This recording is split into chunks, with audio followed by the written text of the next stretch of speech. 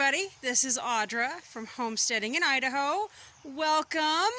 So this is a collaboration video with one of my favorite YouTubers, Tina, from Striving for the Simple Life. If you have not checked her channel out, you gotta get over there. Like, oh my gosh, I just love Tina. She was she was the first person on YouTube last year when I started in 2020, just really getting serious about this YouTube thing, right?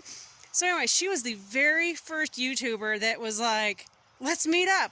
Let's get to know each other, you know, and so supportive. She's a state away, you guys.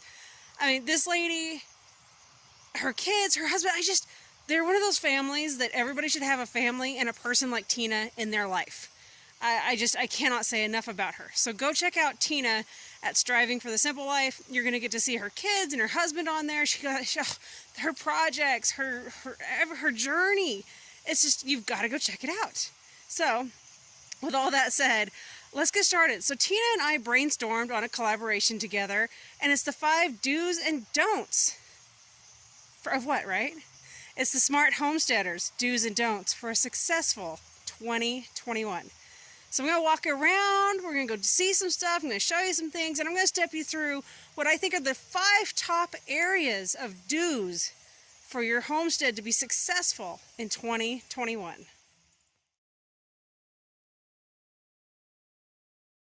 My first area for a homesteader to think about on their do list for a successful 2021 homestead and future years is it's time to think outside the box and think about ways you can be creating revenue on your homestead and for your homestead. So I'm kind of known as the crazy sunflower lady. I grow a variety of sunflowers. You can see some, look how tall some of these are. Now, what in the world does that have to do with homesteading? My sunflowers, because I breed some that are a variety of colors, I'm able to sell to fellow homesteaders or gardeners or just people that want to grow sunflowers. That is an area that I like to call, like, think outside the box for revenue. So if you have a seed that is not patented, not protected by law, you're allowed to sell, you got to look these things up. Seeds are patented, you guys. Like, there's laws against so many seeds that you cannot sell them.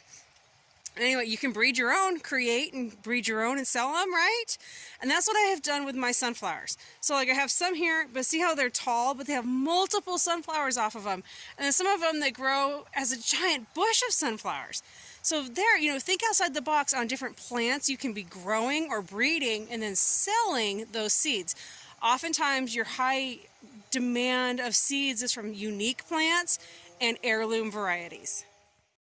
Another way for creating income for yourself on your homestead, thinking outside that box, well, we're looking at a box. This is a raised garden box built by my oldest. And gardening is in high demand, you guys. 2020 kicked us in the rear end. People were like, gotta do some gardening. So, I mean, I cannot believe the demand we had for garden boxes. Yes, the price of lumber is up, but you just got to do the math. Your price of your materials, your overhead cost, the cost to pay yourself, and then, you're going to add those things up, and then you're going to come up with your retail price. So this is another fantastic way to think outside the box. Build a box. Well, it's not much to look at right now. We are in the dead center of wintertime right now. But behind me are 2 of my gardens. So this year we saw the need for extra produce. And I mean, honestly, in any year, you can have a successful garden stand and be selling extra produce. So the items that are in the hottest need, it never fails, even in a good year. The items I suggest growing would definitely be tomatoes, hot peppers, and bell peppers. Those items alone are in such high demand for canners, you will have an easy, if you can supply that, you have the demand for that no matter what. Something else we find in our area, and I've heard about it in multiple areas across the country, it's probably honestly countrywide, let's face it, is corn, sweet corn. People love corn. It's just, it's that summertime thing people want. And if you're thinking about summertime, add watermelons to your list, and then check into specialty melons. Just go check out like Baker Creek and Seed Savers, Snake River Co-op. Go check those guys out and look at their specialty selection of weird heirloom type melons. Things that are different, people want. And then you've got to think into fall. You've got to afford your fall, correct? So a great market item for fall is pumpkins. Pie pumpkins, jack-o'-lantern pumpkins, little tiny pumpkins, massive pumpkins. People want pumpkins. And not just for the holidays, you have people with livestock that want pumpkins because it's a natural feed source and a natural deworming item. And then remember that corn we grew in the summer? Who doesn't decorate with corn stalks in the fall? So there you go. You have a dual purpose for corn. And another item, I just was thinking because of the three sisters, you know, corn, beans, and melons or squash. Beans. Beans are another item in super high demand in our area for the canning group in our zone. We're back here with the sunflowers behind me, and if you've got a sharp eye, you're also going to see that there are some hollyhocks that have gone to seed behind me. Why? Well, if you have an area, who doesn't, for cut flowers, you can grow, I mean, literally, these sunflowers behind me are growing in my garden. I have flower beds that are dual purpose, flower beds with things in it like strawberries, asparagus, other items in hot demand, and things that I want to grow. But if you can have areas devoted or add them in for cut flowers, there is always a demand for cut flowers. There just isn't enough at the stores, and let's face it, who wants to pay the store who's had to pay the grower if they can just pay the grower at a much lower price? So there you have another source of income. There are so many weddings and parties, events, special occasions where cut flowers are in such high demand. It's just crazy. And if you grow those specialty flowers, unique ones you're not going to find, you will have a huge market for you. Let's think outside the box on ways that our livestock can bring us revenue. You see this little guy here with the blue eyes, and you see the other guy there with like no ears. His ears are super tiny. These guys, so the guy on the left is a Nigerian dwarf, and this guy is a miniature dairy goat. He's half La Mancha, well, not quite half, but anyway, he's Nigerian La Mancha with some Oberhausley mixed in, and he's going to produce a great goat he's a buck, so I can sell him at a higher price to be a buck. These guys, as bucks, I can rent them out. People pay me to breed their does for babies. So there's, you know, you can use them to sell. That little guy there, I can sell him and make money to pay for my hay, my feed. And because he's kind of a specialty item, because nobody really breeds him that way, I bred him on purpose though, because his mom's a good milker and his dad comes from insanely good milking lines. So I'm trying to fill a demand area. I'm trying to fill that area where people are looking for that milk. That little guy there, the Nigerian dwarf, he's special, not only because he's a Nigerian dwarf, and they are super popular right now. You need to be paying attention. What is popular? I mean, it's fun to have it, but if you can find something that's like the niche right now, jump on it. And then you see those blue eyes? Everybody is crazy for a blue-eyed goat. So he's specialty. He's the fancy thing everybody wants right now. And Nigerian dwarfs, they stay small, like ridiculously small. And so they're just a fun goat to own and breed and have. And not only that, the girls, the does, are producing milk, which then I can turn around and use to feed my own family, creating revenue in the fact that I don't have to go buy those milk products, those soaps, lotions, yogurts, etc., etc. But if it's legal in your state, you could sell the milk. And if it's not legal to sell it in your state for human consumption, check and see if it's legal to sell for animal consumption. There is always a need from folks needing it for orphaned animals, raising goats, and then raising like cattle. So there's multiple areas that your livestock can be creating money for you. And you know what? These guys eat a lot, right? That means they're making a lot of fertilizer as well. And another source of income is going to be that fertilizer, that manure. There's a high demand for goat manure in our area. It is magic in the garden. Another animal in super high demand for manure is the rabbit. In the spring and summer, when these mamas are having babies, We have a large demand for these babies. They're pretty, they're cute, they're tiny. There's just a million reasons why people love the Nigerian dwarf. They're extremely useful as well. But another way that we bring in revenue, and the goats pay for themselves, is by selling the babies. The babies pay for the hay, the grain, medical costs, etc.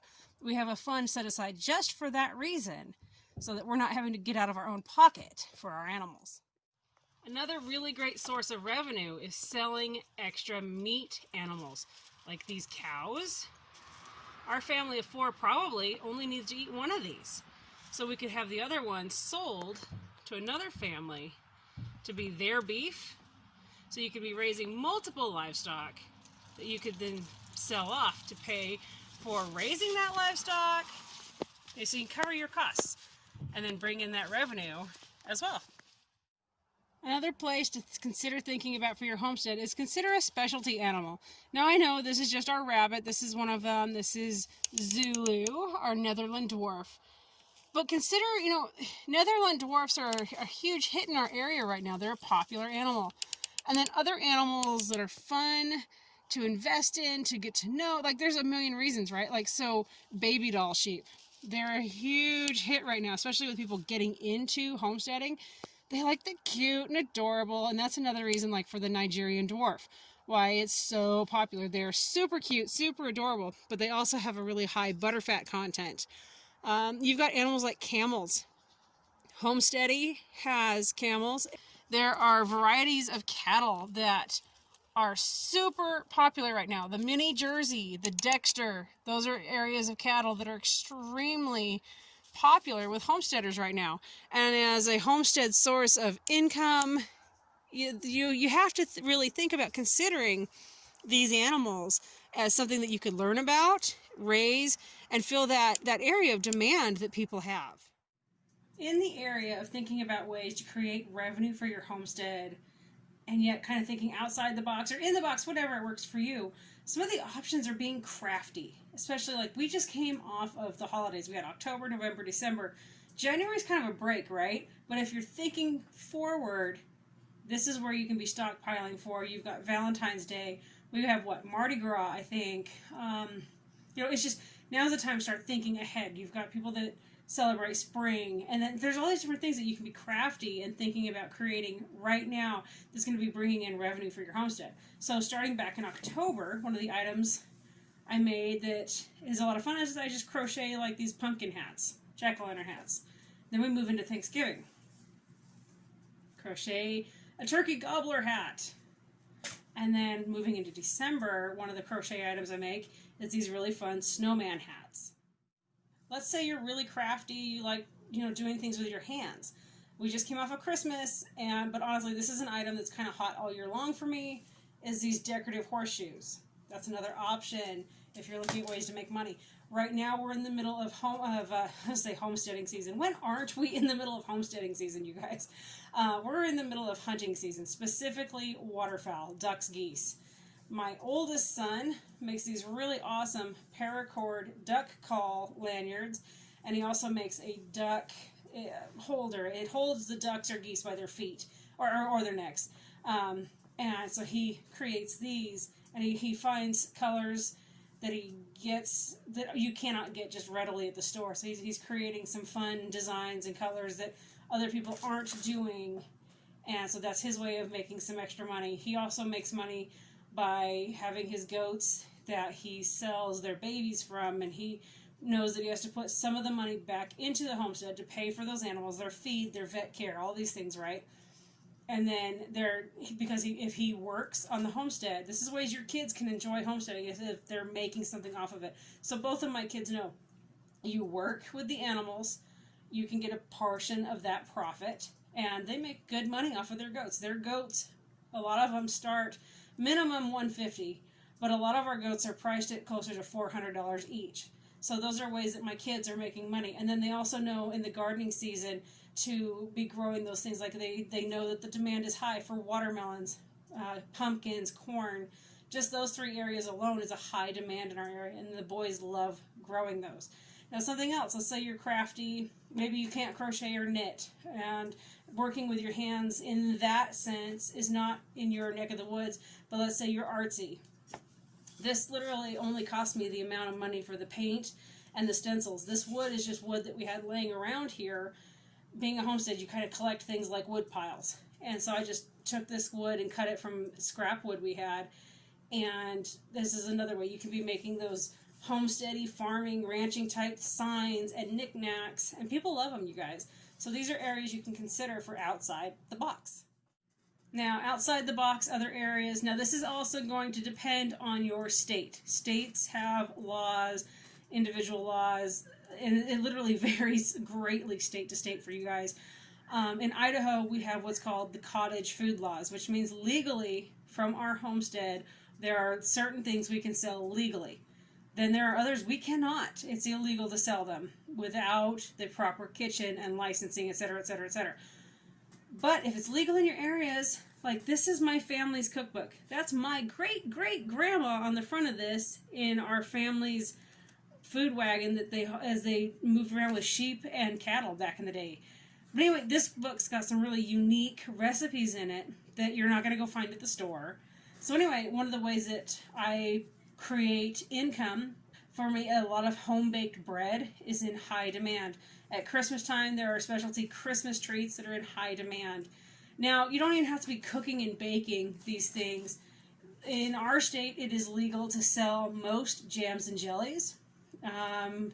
Some pickles are and are not allowed. Certain types of bread is allowed. And then some other things that we can do.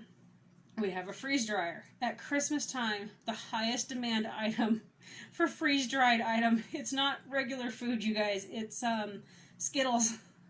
The highest demand, and people pay good money for freeze-dried Skittles. And the freeze dryer is expensive. There's a lot of stuff that goes involved with having and maintaining a freeze dryer.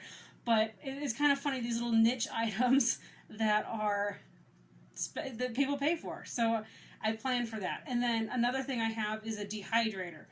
And that can be a source of really great income.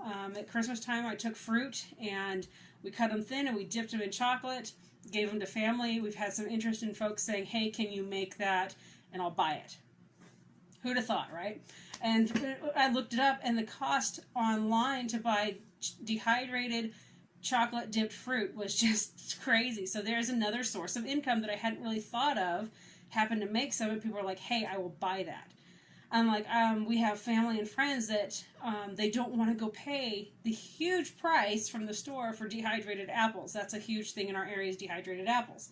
So they pay me for a big gallon-sized bag of dehydrated apple slices.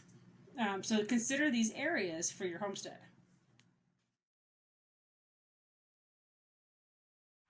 The second do on my list for homesteaders is how are you going to be as self-sufficient as possible in this next year and setting yourself up for self-sufficiency for years down the road. So a really big part of homesteading is being self-reliant. It's growing your own food, whether that's fruit, vegetables, meat, eggs, dairy.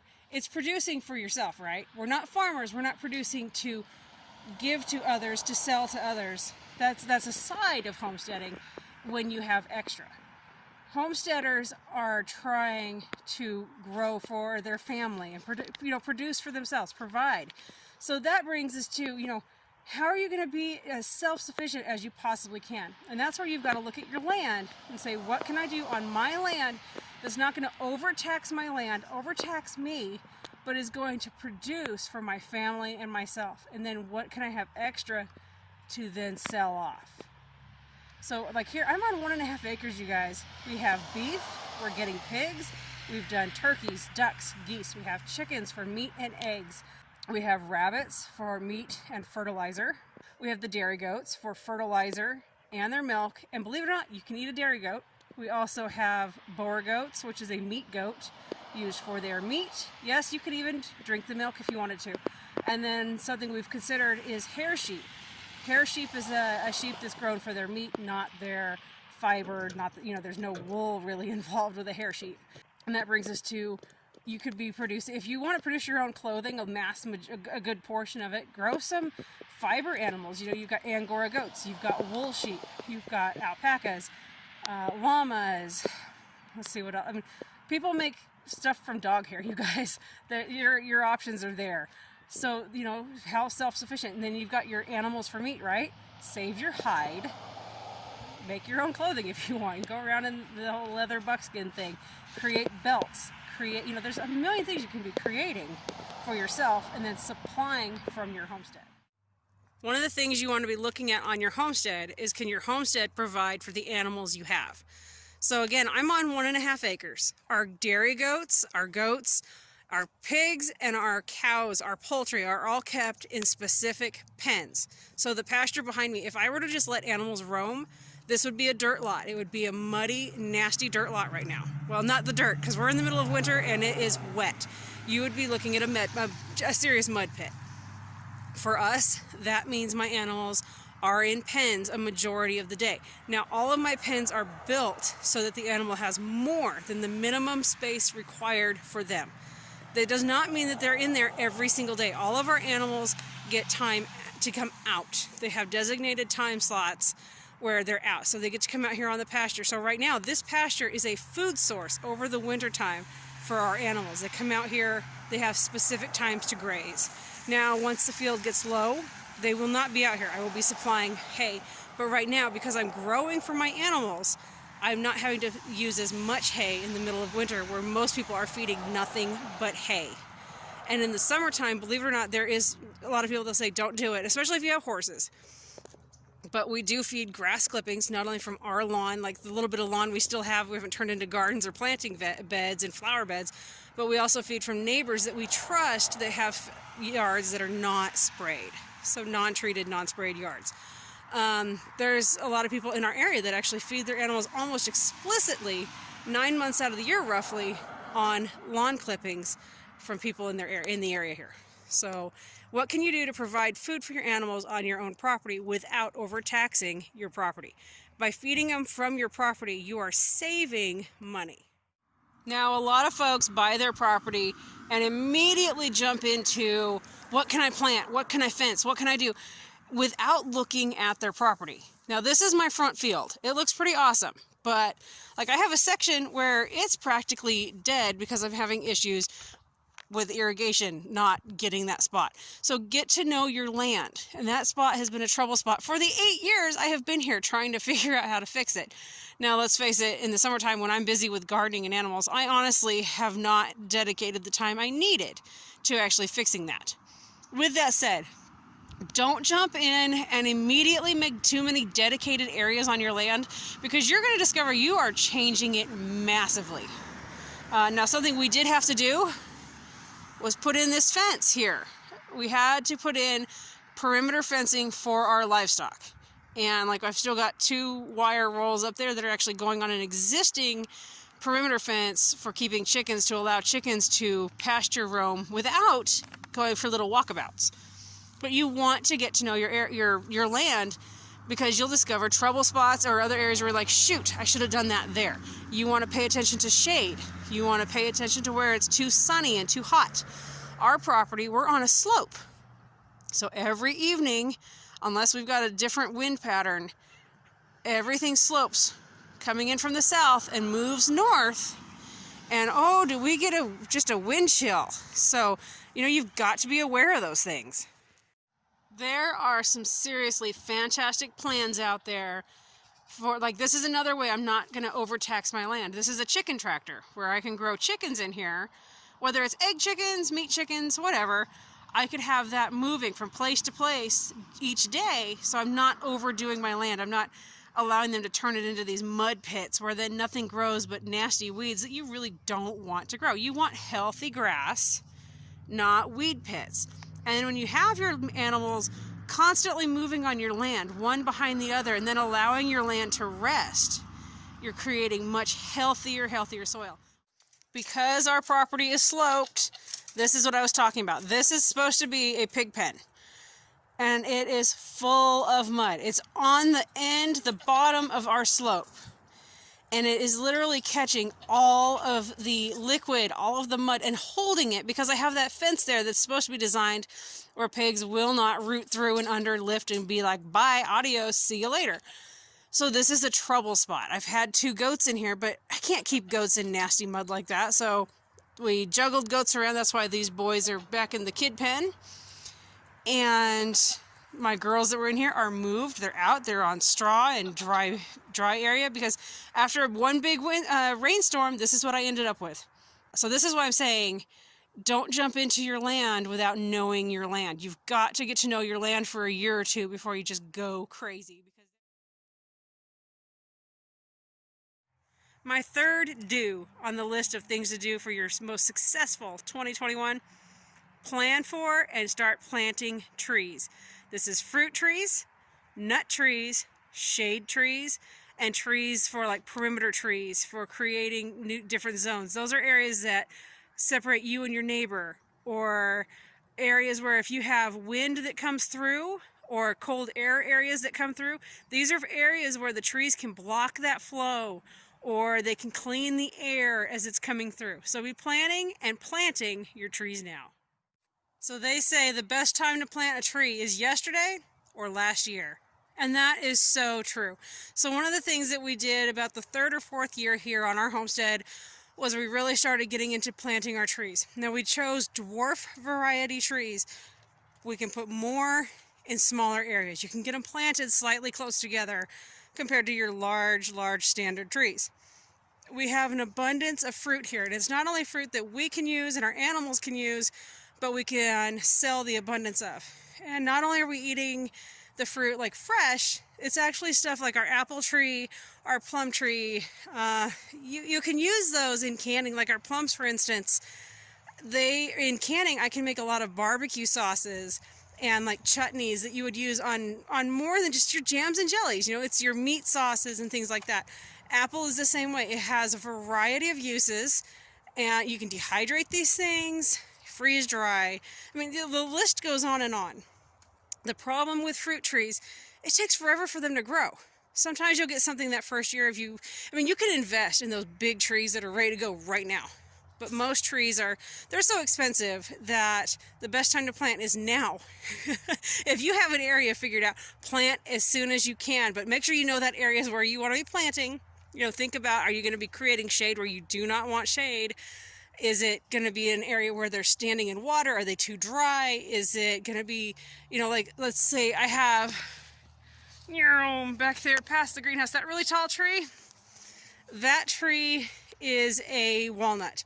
So I can't have anything near that black walnut. The toxins will kill my other trees, these fruit trees. They won't stand a chance. Same if I had berries or something. It just, so be aware of what you're planting them near. And make sure you're planting them with plants that they're going to be beneficial with. So there's different things you want to look into, but do plan on planting your fruit trees as soon as possible.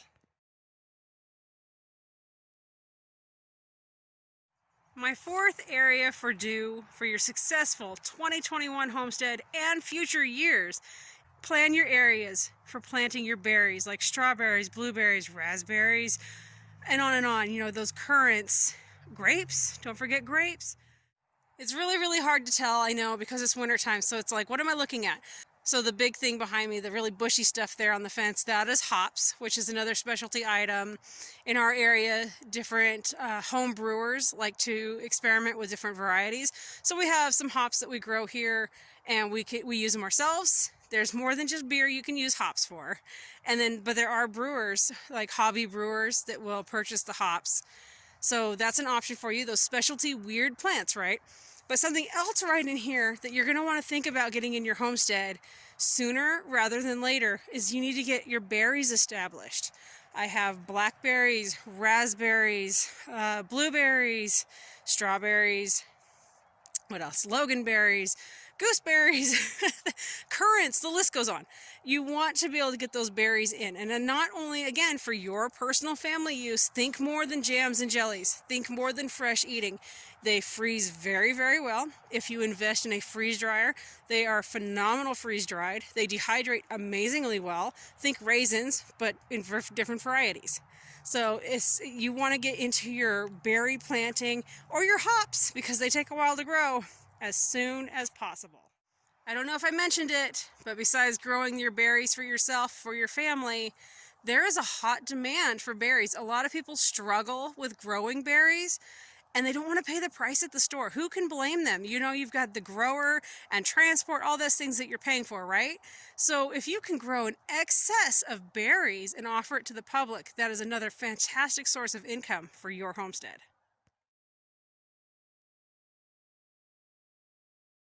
As we focus on being as self-sufficient as possible on our homestead, something I highly encourage you to learn how to do is can. There's the easy to get started version of water bath canning. It's very easy. And you can do, like, I have a bunch of sauces here that are all tomato based. They're all done with a water bath canning method. The best place to go for all of the needs for canning is going to be the National Center for Home Food Preservation. I'll put a link to it down below. But if you want to be as self-sufficient as possible, saving yourself and your family money, invest in learning how to can. Most of these things, like I said, are done with a water bath canning method. You should not can certain things like meats, certain types of tomato recipes, potatoes, carrots, anything like a root vegetable that's not pickled needs to be done with a pressure canner. You're going to need to learn this. A lot of folks this last year were investing in pressure cookers, and especially these darn pressure cookers that say, oh, you can can in it. You cannot can in them. They're still not proven to be reliable for canning in them. You've got to learn how to pressure can if you want to go that direction. Otherwise, you really should consider freezing, dehydrating, or freeze drying those items if you cannot or do not want to learn how to pressure can. Sorry, see, I got on the wrong subject. Now, we were hard hit in 2020. The canning community was severely hard hit because so many people decided they're going to stay at home and learn how to can, which is phenomenal. Yes, finally, Americans are waking up. Thank you. But guess what, y'all? You know how hard it was to find jars, lids, rings? It still is. It's almost seems like a needle in a haystack, impossible task. So this is January. Your canning season for early items is going to kick off May or June, and I'm talking some very early varieties. Your serious canning is going to kick off in July, August, September, and October. You will discover you're extremely busy in those months with your canning. Now is the time, while prices hopefully are low enough, to start sourcing your lids, your jars, and your rings. You've got to start looking now. So now it's January, you guys. You've got to start looking now to have your best due being provide for yourself, provide for your family, learn how to can, get those items now. Don't be holding off and waiting till later. Invest in learning from the National Center for Home Food Preservation. Get yourself the Ball Canning book. Join the Facebook group Canning. So something I feel that's very important in the area of being as self-sufficient as possible is a calendar. This is my favorite calendar. My husband gets it for me every year. It's got just different fun things in it, but a calendar is so important. But with not just a calendar, I actually keep a notebook, a homestead journal. And this year I've actually got a 3-ring binder, and it's going to have sections because I'm so busy now with the different areas of our homestead. I need a section just for gardening. And in that section I need gardening for my family, the gardening section that I need to know how much I need to grow to put up for canning and dehydrating and freeze drying. And then I need to know how much do I need to be growing as outside produce to sell. You know, that bringing in money to sell, sell out, bring in money. So I need to be able to think about, plan, and have all this written down. So you're going to have to keep a homestead journal. When it comes to our dairy goats, we have everything, due dates, when they're going to have babies, when they were bred, if they were sick. It all goes on a calendar, but then you have your homestead journal where you're taking notes. And 'cause there's only so much space on a calendar. You need to keep a journal with all of this information in it where you can flip right to it and be like, this is what happened or this is when this happened. Like when it comes to gardening, other than like when I planted, what I planted, when I harvested, but it's more than that. Did that plant have a disease? Did that plant get eaten by pests? Was it a huge pest magnet? Did it repel pests? Did it not grow in this garden bed? Maybe we need to transfer it to another one. Is that plant not producing and not worth growing again, or do we give it a second chance? Is that plant a high producing plant and we want more of that? There's a million things that you're going to be thinking about the further along you get in your journey of being self-sufficient, and then if you're going to be selling and thinking outside the box on ways to create revenue for your family. Part of the ways of being as self-sufficient as possible is staying on task. Be organized and stay on task. It's January. This is when I need to be thinking about what seeds do I have right now? What seeds do I need to buy? We are already in a seed shortage.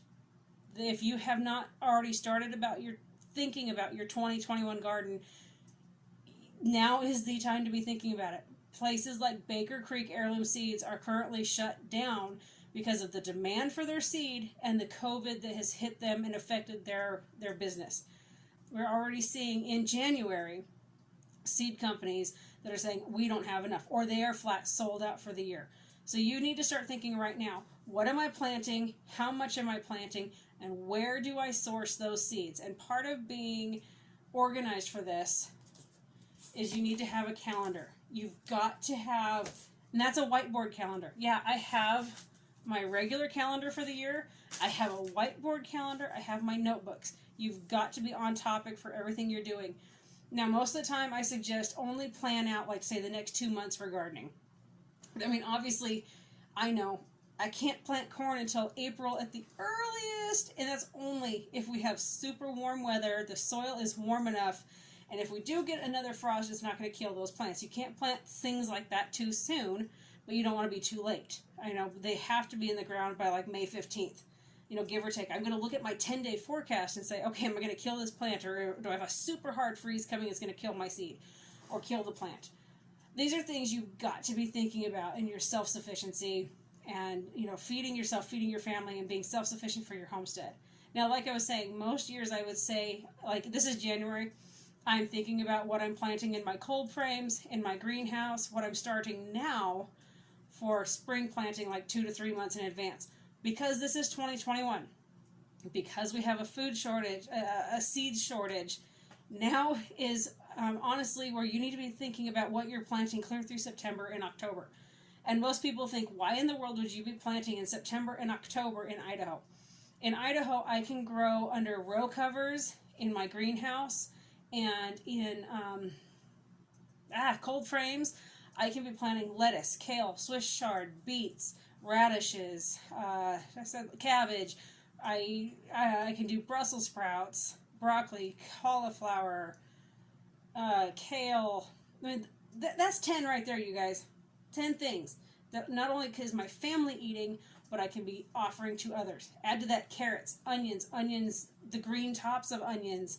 There are some herbs that will keep growing year round. Like right now I have a rosemary and a stevia, and I've got basil. In the house, I've got these little tiny micro tomato plants that we keep growing. This is the year, you guys, where you cannot be like, well, I'll go check it out later. You got to think right now. This is the time to be thinking, this is not a normal year. Now, when you're trying to be as self-sufficient as possible, one of the ways that I love being self-sufficient, and like I guess I'm a bookworm, I don't know. I love books. These ones, like this one was $2 at a thrift store. This one was $2 at a thrift store. There's amazing things for your being self-sufficient. You go hit these thrift stores up. There are so many books that people are just donating, throwing away, giving away. Put out an ad on your, like, if you're on Facebook, you're like a local Facebook group page for the community. We have an email that goes out to our community in the area. You can put out, hey, if anybody's got this, you don't want it, I'll be happy to take it off your hands, or, pay a few bucks. That's also another way where you can be sourcing jars, lids, rings. There's people that, we have a lot of housing that's changing right now, and there's people moving into houses that have no intention of canning or having these things, and they're just sometimes taking them to the dump, which kills me, or they're giving them away, and they need it out of their house, right? When we moved here 8 years ago, I had a canning room that was literally full of canned goods going clear up to the 60s, and I kept every single one of those jars.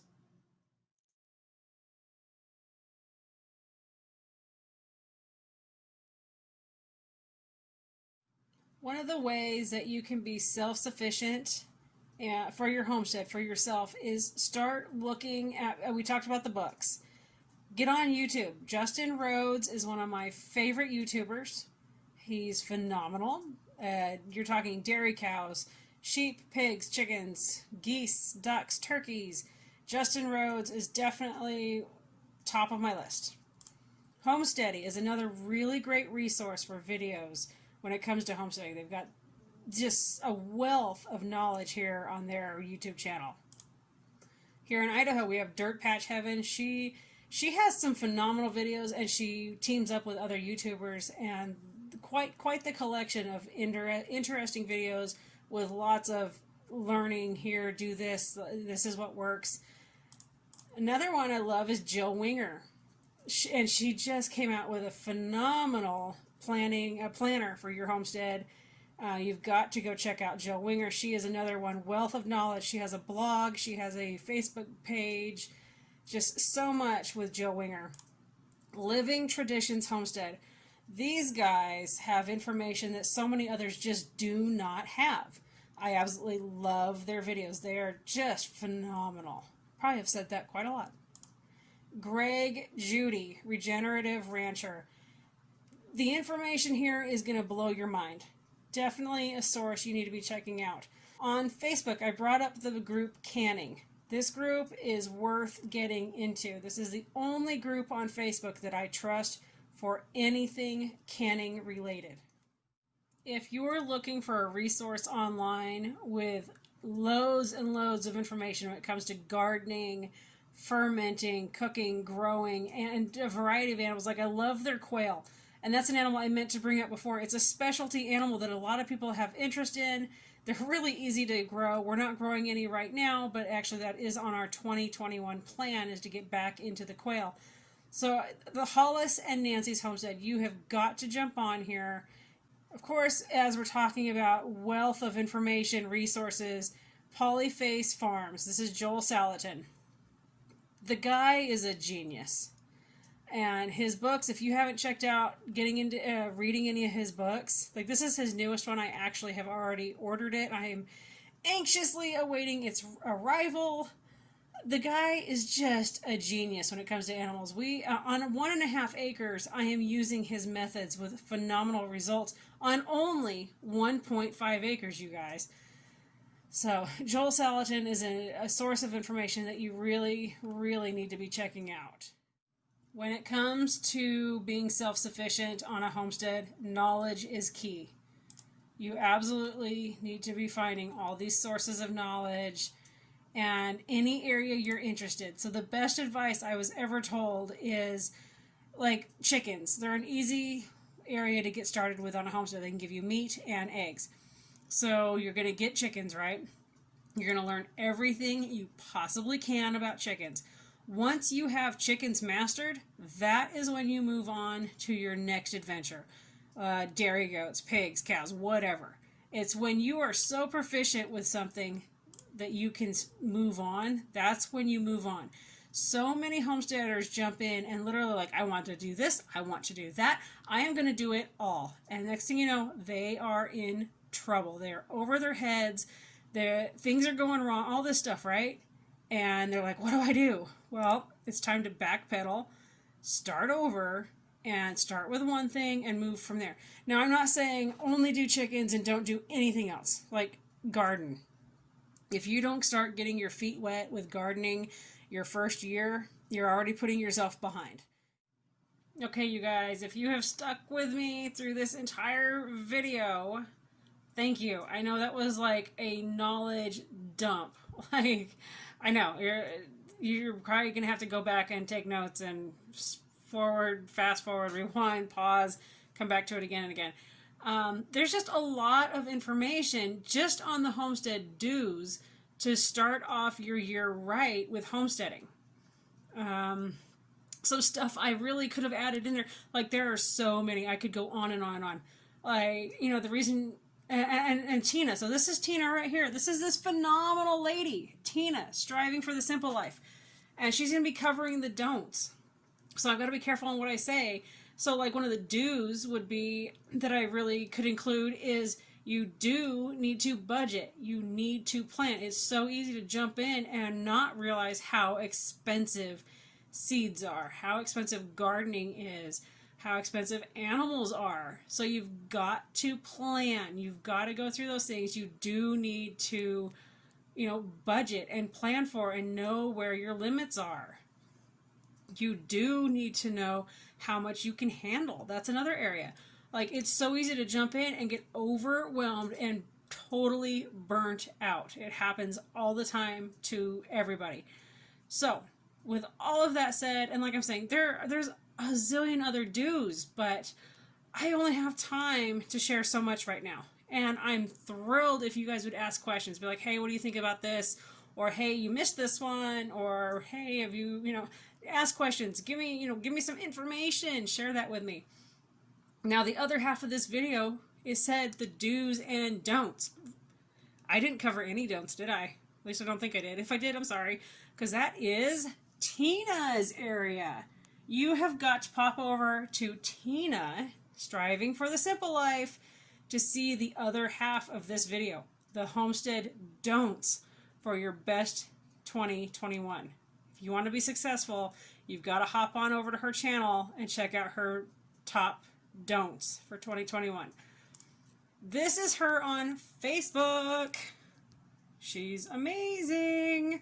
Striving for the Simple Life. So, I mean, this, seriously, you guys, when I say this is the type of person you want to know in your life, that she's amazing, I'm not exaggerating. I'm not just saying that for the camera. I honestly mean it. This lady, she is honestly, like, I am humbled to call her my friend. I'm humbled that I was able to meet her. She, with only meeting her in person once, almost a year ago now, and with only knowing her through YouTube and Facebook, she has made a huge impact on my life.